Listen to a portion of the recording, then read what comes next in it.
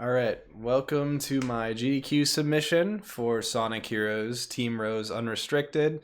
My name is Freefall. I also go by Joey online. And first of all, I want to say thank you for watching this submission and taking it into consideration. I really appreciate it. This is my bread and butter here. I've been running this category specifically for about 10 years now. I've held the world record for about 3 years, 2 or 3 years, I want to say. And it's just down to a little bit below 36 minutes, which is really awesome. And I would love a chance to get to show off all the cool things that this game has to offer at GDQ. There's a lot to get through. The game's very fast paced, but I'm just going to kind of go through it and commentate as I go. And we'll switch the language to Japanese here real quick. So yeah, this game came out in 2003. It's a direct sequel to the Adventure series games, and it features gameplay where you play as 3 different characters. You're able to switch between them. Amy, in the case of Team Rose, is our speed character, Cream is our flight character, and Big is our power character. And something unique to Team Rose here is this first stage, Seagate. It serves as like a tutorial for the game to kind of show you the ropes. One interesting thing, you saw me switch the game to Japanese. That is solely for this level because we have the text boxes we gotta mash through.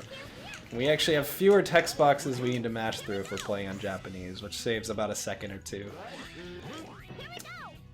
But yeah, a lot of this game revolves around the belly flop move that Big is able to use. If we slam into the ground and buffer a switch into Amy, we'll take off really fast when we hit the ground, so we're going to be using that a lot. And yeah, most of this stage is just a combination of mashing and some tricky platforming. Despite this stage being the tutorial, it's actually what I would consider to be one of the more difficult stages to do optimally and also talk about at the same time. But I'm doing alright here, making good time. A lot of these combat sections we're actually skipping by using the belly flop and then switching to Cream to fly up, like right here. So instead of defeating the enemies and opening the cage to use the spring, we just skip right by it. Alright, and we get into the real levels now. We're going to load into Seaside Hill, and this is when things right off the bat get really insane. I'm going to be going for what is called a bop boost. It is a trick, a frame-perfect trick that we do in flight formation using damage off of a robot. So I'm just going to be skipping these splits here.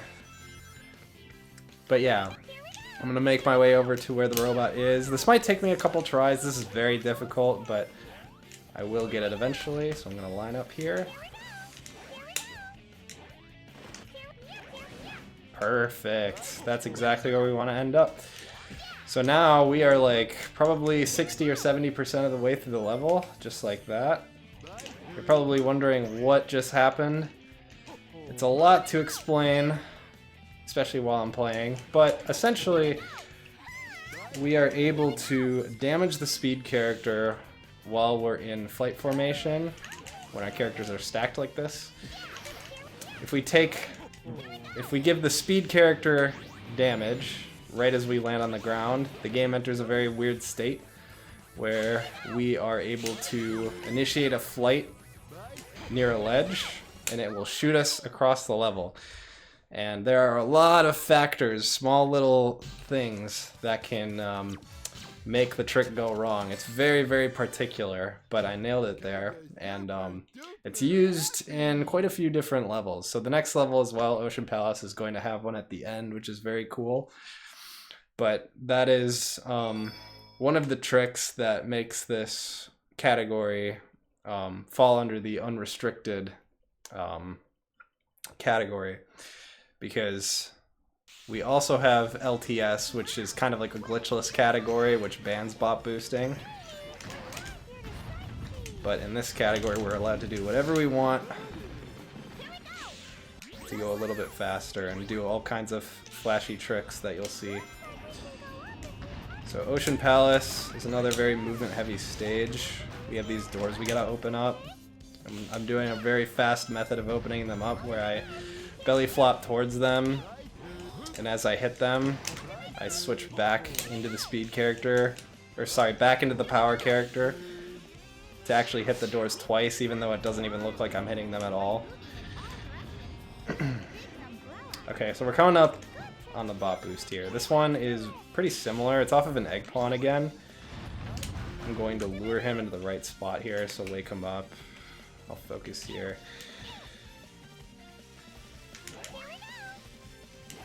That looks good. Very nice. You can actually land right next to the goal ring, but that was basically perfect. Yeah. So I was mentioning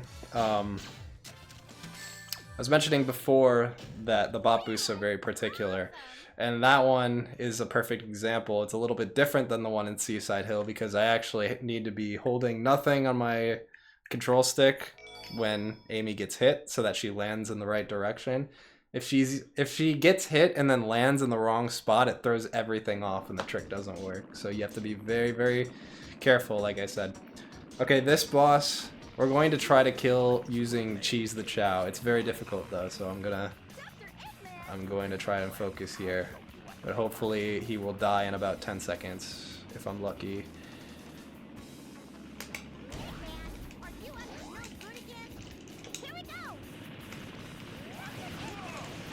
Nice. Let's go. Yeah, so Cream has a little Chow partner named Cheese, and if you happen to be in a position where you're only controlling Cream in flight formation, in that instance I shot Amy and Big away from me and then landed on the crate and then pressed B to activate Cheese. Cheese will try to attack any nearby enemies, and if I time that perfectly with Egghawk charging into me, they will overlap. He will start attacking the boss and killing it really quickly, which is what happened there. Which is very, very silly. We didn't know about that for the longest time, but it's kind of crazy that it's been implemented into runs already.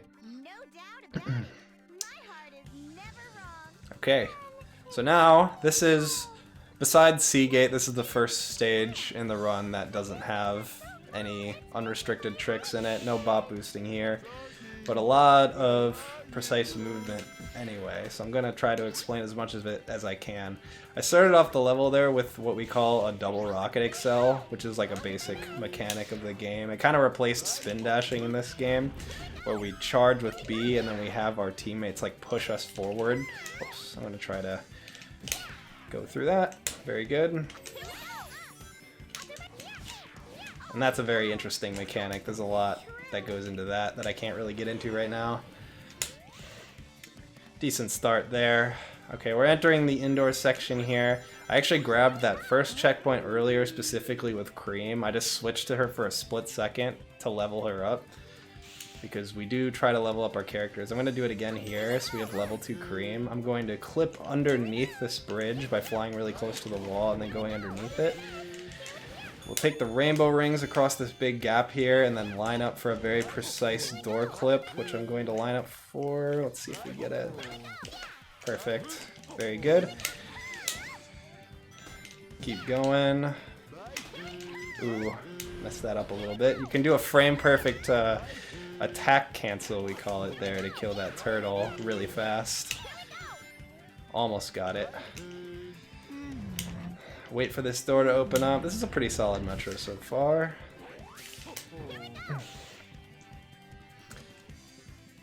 So yeah, it's been a while since Heroes has gotten into GDQ, and it would be such a cool opportunity to show all of this off. There's another rocket excel there. Because we have level 2 Cream, we can just melt those enemies there with Thundershoot. You need to be level 2 Cream in order for Thundershoot to actually destroy enemies for you. That's why we were routing out the checkpoints the way we did. And there's one last trick we could potentially get at the goal ring here. Let's see.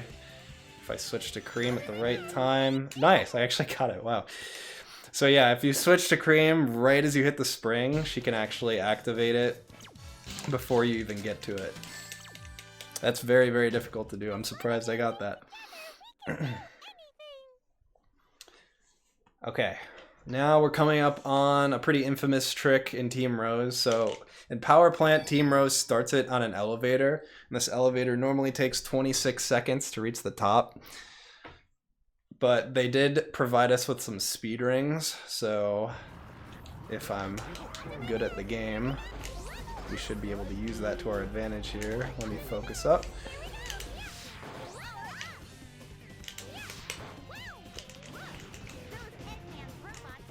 Nice, very good. So at the very end there, what I had to do was called an emergency flight. If I press A to boost upwards with Cream, right as her flight meter runs out, I get a small upwards burst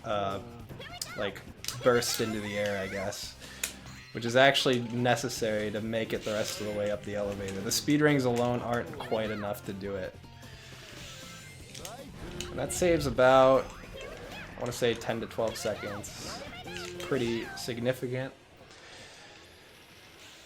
The rest of the stage is pretty straightforward. We're going to do a catch-up flight, it's called, off this rail. Let's see. Yeah, nice. So if we get a bunch of speed, and then we suddenly switch to flight, and then spam A, we kind of like diagonally boost forwards in a way, because our characters aren't like... We're like switching to Cream, and she's way behind us, so then we call her forward, and she uses that momentum she has, like traveling to where you are, to get a bunch of speed forward, if that makes sense. Okay, so next we have Team Sonic. This is a very silly fight that actually got solved quite recently. We're going to manipulate him to, or them, to jump off of the level behind us. So I'm going to hold LR and down, and then start holding A right now. And they will chase us and die immediately. Shoutouts to KD4 coming out with that setup. Very, very useful, and you should get 7.98 every single time. Alright, pretty good run so far. I guess I'll also say this is the shortest category that Sonic Heroes has to offer. Team Rose. They go through the same levels as the other three teams, however they're like abbreviated versions of them. So the goal ring, usually either the goal ring is located halfway through the full stage, or the starting point is located halfway through the full stage. So you're getting an abbreviated version of the Team Sonic and Team Dark levels. This one's pretty straightforward. There is a really neat trick at the end that we're gonna do, abusing pinball physics. But for the start here, we're gonna open this door. We're gonna be very careful here to not land on the table and go down the wrong path. We're just gonna hold forward. Okay, I see Biggs behind me, so I gotta play this a little bit differently. Good. We're going to belly flop this gong in such a way that we hit it with Big, but it actually hits us as Cream. So we can skip a lot of that roulette wheel there. Alright, here's the cool trick coming up. I'm going to call my characters back. Belly flop, cancel into Cream. I'm going to line up here, shoot them forward, and I'm just going to hold forward for a couple seconds and switch to Amy right now. And she's going to be at the goal ring. So the way that works is, because we're on a pinball table, the way that pinball tables work is when we switch characters, we're going to teleport to wherever the character we're trying to switch to is, which is normally not how it works. That is a pinball specific mechanic. But we can abuse it there by shooting Amy and Big all the way down to the goal ring, and then strategically switching to them right as they land next to it. And now we're back in bot boost territory. This is a pretty difficult one. This one we're going to use a different type of enemy for. So the concept is exactly the same, we're gonna have Amy take damage out of flight formation in a specific way, but this time we're using a jellyfish robot instead, and the setup is very tricky. Let's see if I get it.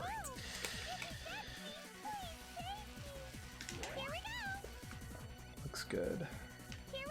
Okay, that looks good. So we shot off into the distance. Now, one difficult part about bot boosting is that we need to fall sometimes to where we need to be without much point of reference. So right now I'm kind of falling and using visuals from the stage that are loading beneath me. There we go, that's where I want to be. To make sure that we land at the goal ring and not in no man's land and just die. Perfect. That's exactly what it's supposed to look like.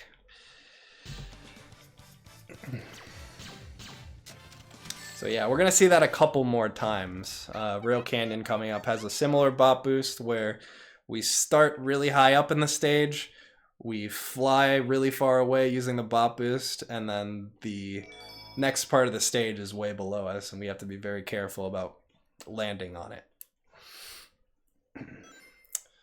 For now, here we have Robot Carnival. This is the first of two robot wave fights in the game. Basically just have to take them all out, and we're gonna start it off by grabbing the balloon that's above us. It has a Team Blast meter in it, and basically that's like our special move, which you're about to see here. I switched to big right when I activate it because it gives a better chance of a cream level up dropping, which you do see on the right there, that yellow thing. That will be useful to me in a couple seconds. So Team Blast gives all three of my characters a level up, and then I get another level up, like I said, from an enemy drop, and now I have level 2, which I said before is able to thunder shoot and destroy enemies, and that's pretty much what I do for these next couple phases here. Just kind of waiting for them to show up, and we're on pace for a pretty good time, probably like a 57 or a 58. These last two, just stand in the middle, do my big combo, and it takes care of the rest of them. So that was pretty solid. 58, nice.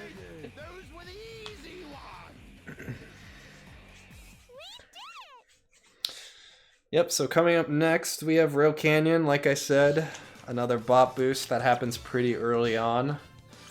And we'll have to land in the part of the stage that it sends us to, which is actually a little scary to do because this time all we're gonna have beneath us is a tiny little rail that we have to just perfectly land on, or else we're gonna fall and die. So we'll have to be very careful about that. But we're back to bot boosting off of egg pawns this time, which happens about 20 seconds or so into the stage. Grinding on rails is actually very interesting in this game. You've already seen me do it a little bit in Grand Metro, but the idea is you want to hold B and switch between power and speed like that, and that'll accelerate you up to top speed very fast. I'll do a small skip ahead there, just to avoid having to go around. Gonna go for a zip here off this ledge. I got a little one. Alright, let's go for the bot boost, line it up. Good. That looked like good distance to me. Now comes the hard part. We'll turn our camera. We see the rails beneath us here. I'm going to try to land on the left one. Sometimes the camera can flip on me too. Let's see. Alright, cool. I was actually not sure about that one. That was a little awkward, but we got it.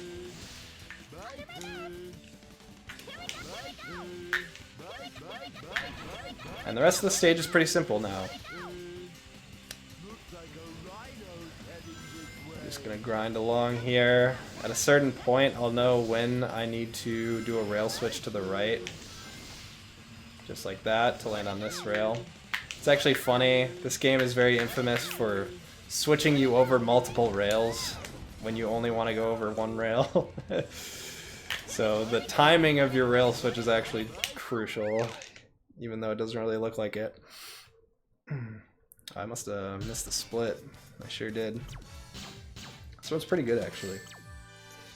Knock on wood. Okay, this next level, it has a bot boost in it. It is probably the most difficult in the game, so I'm actually going to opt right now for this submission anyway to not do it. I'm going to do a funnier trick instead, actually, that only loses like 20 to 30 seconds over the bot boost anyway, and it's also very cool. So this is called power flying, what I'm about to do. And it's going to abuse the fact that we get a skew off of this curved rail up here. This one right here. So I'm going to land off of it and go back on it as big. And then at the right time, jump out. There we go. So, Big the cat can fly. It is true. He can fly. Because if we start a belly flop with skewed gravity, and while still holding the B button from our belly flop, if I also press A to umbrella for a single frame, I will cancel out of the belly flop but maintain the gravity that I was initially dealt, I guess. And it just so happens that the end of the stage, or close to it, is like right in front of where that skew sets us. So we go all the way to the end, basically. Just have to do this small section at the end after that. So that's power flying. We're gonna see that a couple more times later. This next boss, this is probably the hardest boss in the category. This is Egg Albatross. Again, what I'm going to try to do is kill him with cheese, just like I did with Egg Hawk. The setup, though, is a little precise. There are 3 phases to Albatross. The first one in particular is very important. I need to make sure I finish it in the right spot in order for the game to respawn me for phase 2 where I want to be to set up for the cheese strat. So I'm gonna go for it at least a couple times. That might be too far forward, we'll see. Yeah, alright. We'll just keep going. That's alright. But yeah. I wanted to be more towards the back of the arena there, where those 3 robots were, in order to set up for the cheese strat, which would have gotten rid of phase 2 really quickly. This version of the fight is only slightly slower, so it's all good.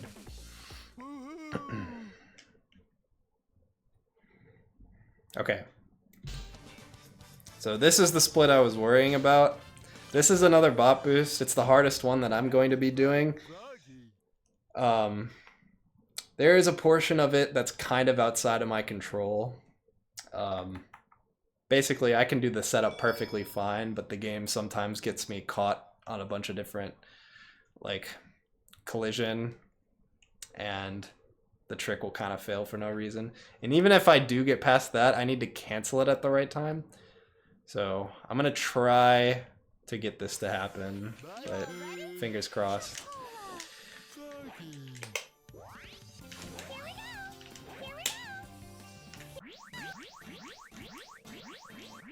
Yeah, that's kind of what I was talking about. I just get caught on a bunch of collision there.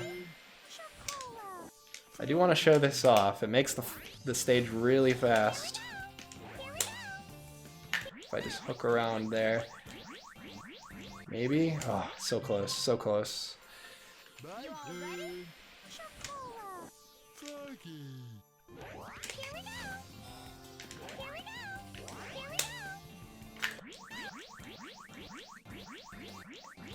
All these attempts look good, but like I was saying, it just can be pretty uncooperative. Let's try this time. Okay. We'll keep trying. So yeah, worst comes to worst, I could just play the stage normally. But I do think it's worth showing off, especially in a marathon setting. It utilizes something that I haven't had to do thus far, which is canceling the canceling the bot boost using Thunder Shoot so that I don't go too far, which is actually a thing that can happen. Come on. There we go. Let's see. Okay, this should be good enough.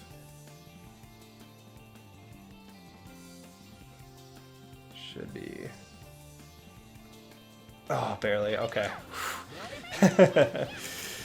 Okay, alright. Not the best. That was like 5th or 6th try or something, right? But I managed to show it off there. So yeah, I'm pause buffering basically because I don't want to overshoot. You're going so fast that it's so easy to end your bot boost way beyond where the goal ring is and you just fall to your death. But I'm very happy that I was able to make that work. Okay, Lost Jungle, we're back to power flying. This one's even more silly though, for a reason you'll see in a second here. So I'm actually gonna go backwards in this stage. There's this loop section intended for Sonic and Dark. I'm gonna jump out of it there, get my skew. Okay, so the reason the camera's freaking out right now is because I need to be constantly holding the camera during this trick or else this happens. So I'm constantly holding it down so that the game lets me see where I'm going here. But again, I am just going all the way to the stage. I'm gonna be pretty far above the end. Just gotta make sure I'm landing on it. Looks good. And there we go. Another successful power flight.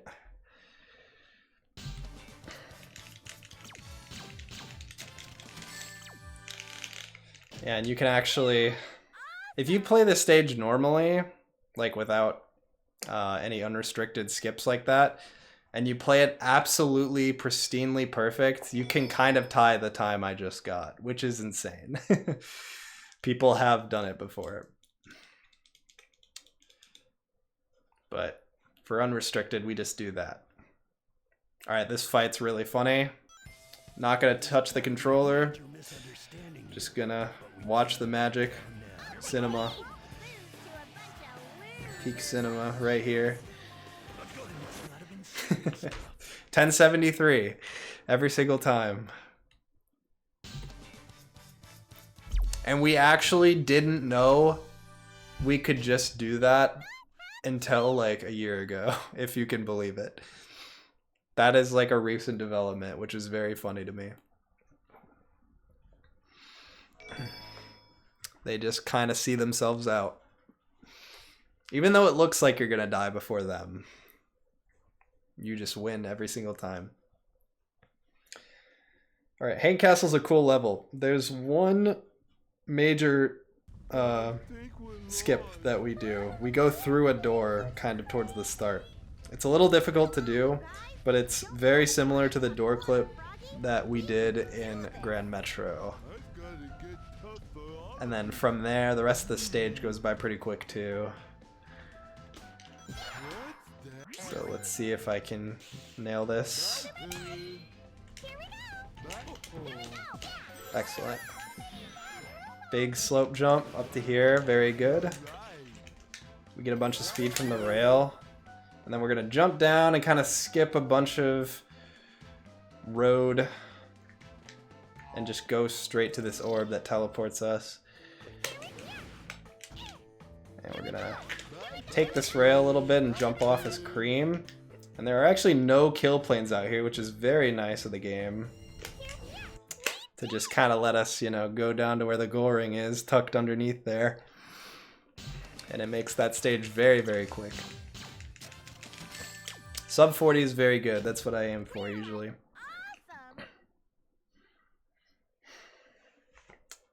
This next level is a personal favorite of mine. This one, no fancy bot boosts or power flying. This one is glitchless, but it's just very cool. The movement is cool from start to finish. Hopefully I can show it off. We're gonna rocket excel up the stairs right away. And kill this guy to open the door. Break the box. There's a guy behind the door that we can kill from way over here. We're gonna bounce off this ring box for some height and do a zip off the ledge to kill him. Okay. I hope I get this. This is really cool. Ah, okay. Never mind. You can go through the wall there, and it's very fast. But only saves a little bit. It's fine. Little auto scroller here. We just kind of hold forward to go fast on the trolley.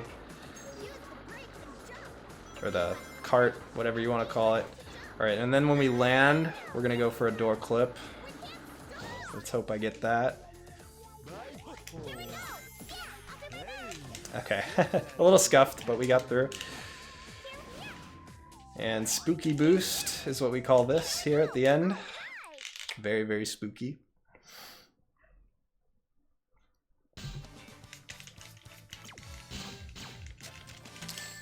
$109, not terrible. Alright, and then we have the second robot wave fight here, Robot Storm. We're coming up on the end of the game, we're getting there.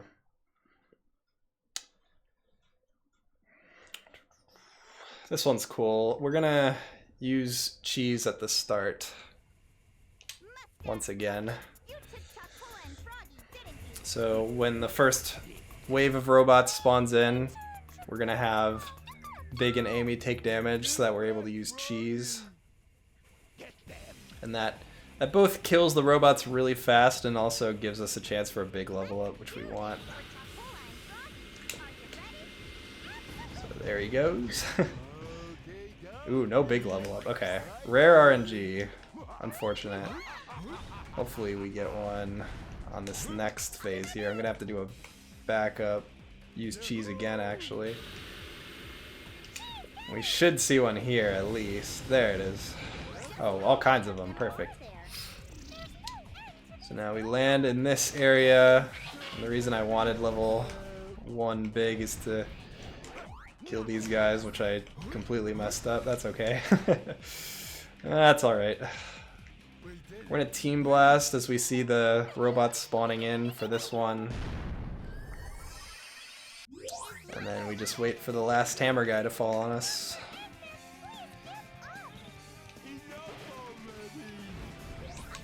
And he's gone just like that.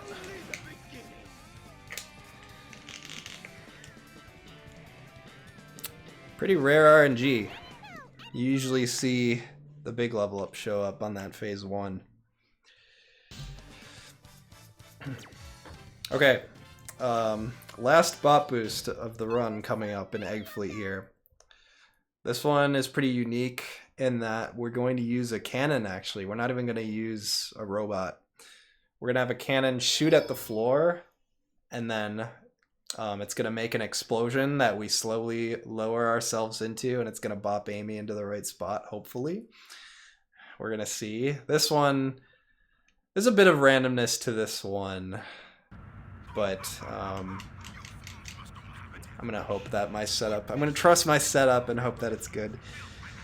We actually start the stage off on a rail. Well, we're gonna fall onto a rail, and at the end of it, we can do a big glide over to the platform that we want to land on. And I'm going to do what is called a pause glide to make sure I get enough speed to do that. So let's make sure I don't mess that up. Perfect. Just like that. Do a hammer off the ledge there to land on this rail. We're gonna rail switch over to here. Take these fans up, and the bot boost is coming up.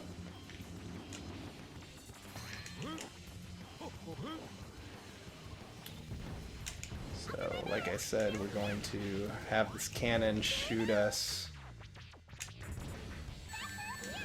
And then hopefully... Oh my god, okay. I got unlucky there, but I might have saved myself. I did. Wow. Nice. Okay. So, I was saying there's a bit of randomness to that bot boost. You can get the easy version where it kind of just puts you where you want to be, or you can get what I just got, where it's a similar situation to Frog Forest, where I need to make sure I don't overshoot and actually cancel it on time. And I managed to recognize that I needed to do that and then successfully did that, so that's good. A little scary when that happens, but we're professionals. Alright, last stage here. This one has more power flying. More silly big flying. We need to get a skew here, so just like that. Wonderful. Okay, so now we need to make an adjustment right here. Head down towards this path. We're actually going to do a second power flight off of this ramp. That gives us another skew. We're going to take this one a little bit further. This one skips a lot of the stage. This is actually probably one of the longer stages to do normally. Especially this section I'm about to clip into. Takes a long time. But we can kind of watch it. Just pass right by it on our left there. Go all the way to the end.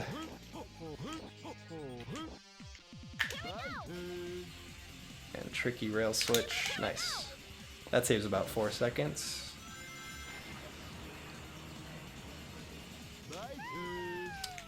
Pretty solid run, I gotta say, all things considered. Hopefully we can end it on a good note. We got Egg Emperor as the final boss, which can be a little precise and a little random, but hopefully we can end on a strong note here. But yeah, I really hope you guys have enjoyed the showcase, and I hope that you seriously consider accepting this into the marathon. I think people would love it, and I know I would love it. I would be honored to do it. Okay, so Egg Emperor. What we need is level 2 cream again. Same situation as previous times in the run. We get the first level up from a power-up that's on the ground, and then we get a second one in a balloon that's in the air shortly after. You can actually see it in the background, the power-up there. The first thing I need to do is get behind him, though, which might take a couple tries. We'll see. That looks good. Nice. Okay, so I'm going to have Cream go through this speed ring and get the balloon up there. That's level 2. I'm going to hope... Nice. And then hopefully... Yes! Nice. That's a 1 cycle fight. GG. Very nice. So I got level 2 Cream, and then because I went way past him, he rubber banded and charged me from behind. I took damage, but my characters didn't fall over, which is crucial. That's kind of the random part of it. And then I Thundershoot, and I needed to have both Big and Amy latch onto his core to deal damage really fast and then end the fight in under 20 seconds, which I managed to do. And that was time right there. 37 minutes exactly. That was pretty good outside of Frog Forest taking a little bit of time. But yeah, that's Team Rose Unrestricted. A run that's been a passion of mine for almost a decade of my life at this point. I love it dearly. And yeah, once again, thank you for watching and considering my submission, and I hope that I'll see you guys at GDQ.